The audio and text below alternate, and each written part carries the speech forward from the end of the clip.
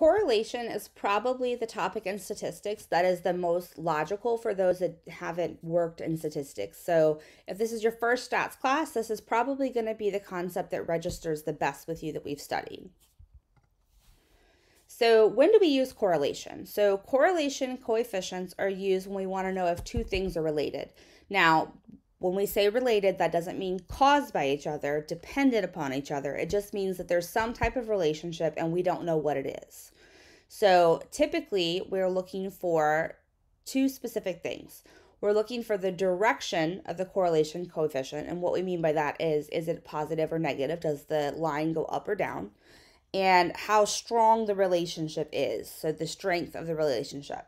And the Pearson correlation coefficient, not to be confused with the publisher, statistic tells us how strong that relationship is. So when we're doing a correlation, the association is typically between an interval and a ratio variable. So we can't really do correlations with categorical or nominal variables. They have to be interval and ratio. So when we say the direction, we say things like positive and negative. A positive correlation means that if I were to graph it, the correlation line of regression, or the best line of best fit is going to go up, or it's going to go down, as seen in the images there. So when we're looking at examples of that, if we look at the graph on the left, that graph is going down, so that's going to be negative, and the other graph is going up, which is going to be positive.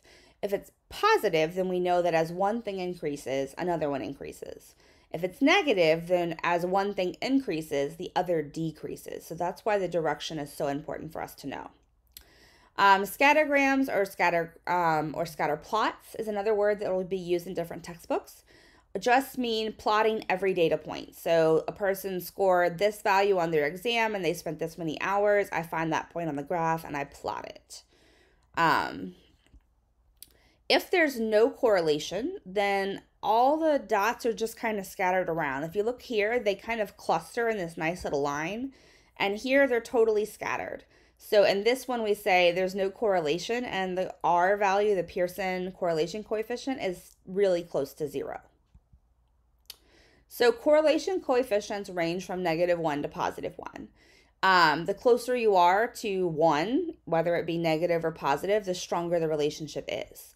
So typically something from like 0.25 to 0 has no correlation. Sometimes we say something like 0.5 and down is no correlation. And then 0.5 and up is, 0.5 is like a weak correlation. 0.75 and up is like a strong correlation. So if I was looking for a perfect example of a correlation, it would be +1 for positive correlation and -1 for negative correlation. So we kind of have to make a scale here for what we're looking at. So for this class, we're going to standardize it with this, but like I said, sometimes we shift this a little bit depending on what we're studying in different topics, but this is going to be the breakdown of how we know if it's weak, moderate, or strong. So you need to go ahead and copy this down so that as you get your results, you know where it falls appropriately to be able to use in this class, because it's just a rule of thumb that we're going to use.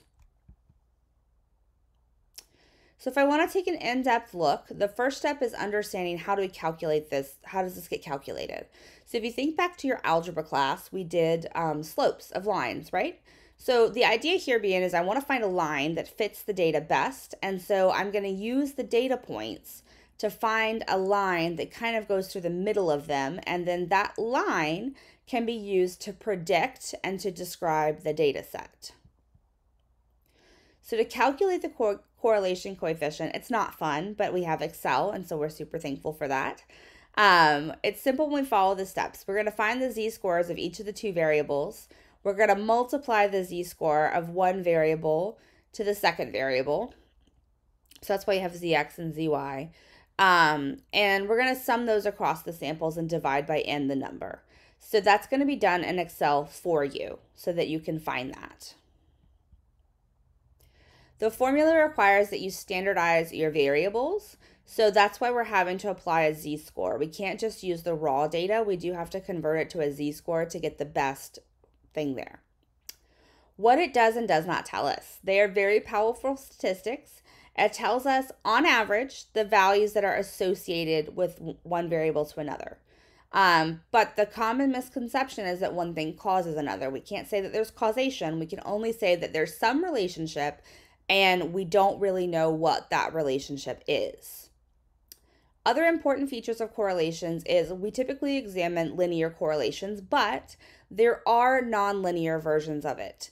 We're not going to see nonlinear versions in this class really, but they do exist. So we want to kind of call that out and say this is possible to exist. When you're looking at correlation coefficients, we want to be really careful about a couple of pitfalls. We want to be careful of a truncated range. So when we're examining this, and if we're encountering scores on either one or both the variables that don't have much variance, so there's not a very wide range, then we kind of say that this might be problematic for us to use the correlation because we don't really have the best data set.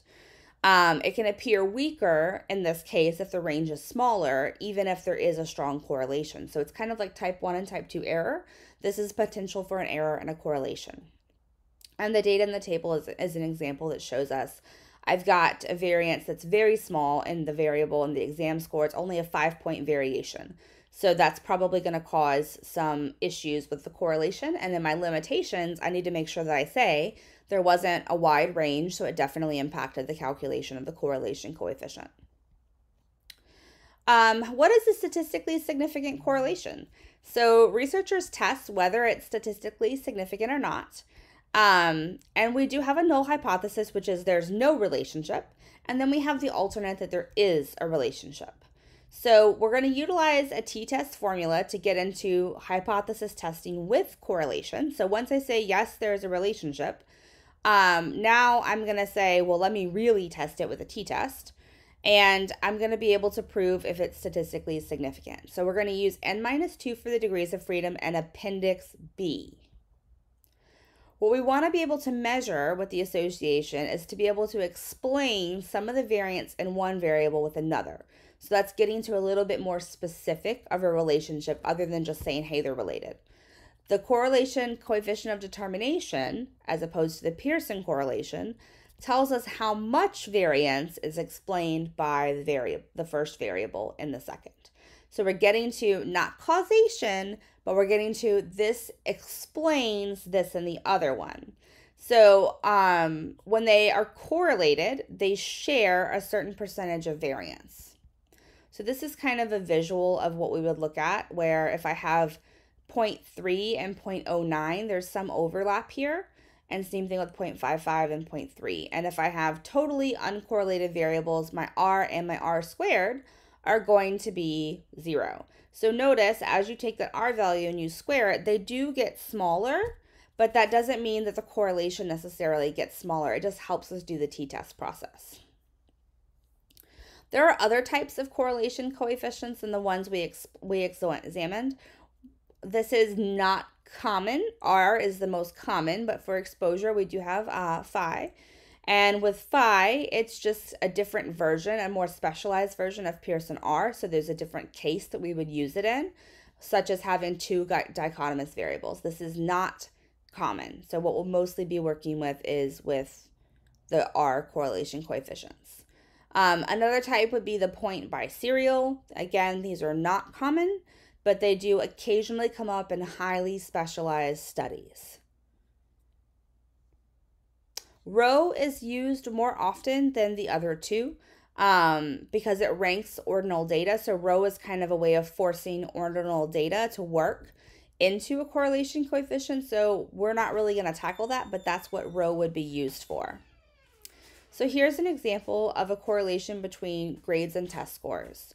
So if I look at the correlations on the diagonal, that I see the correlation between a single variable and itself.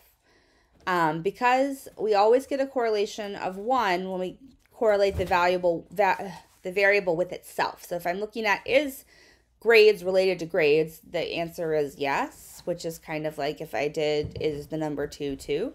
So this is why there's no p-value reported in that table for that.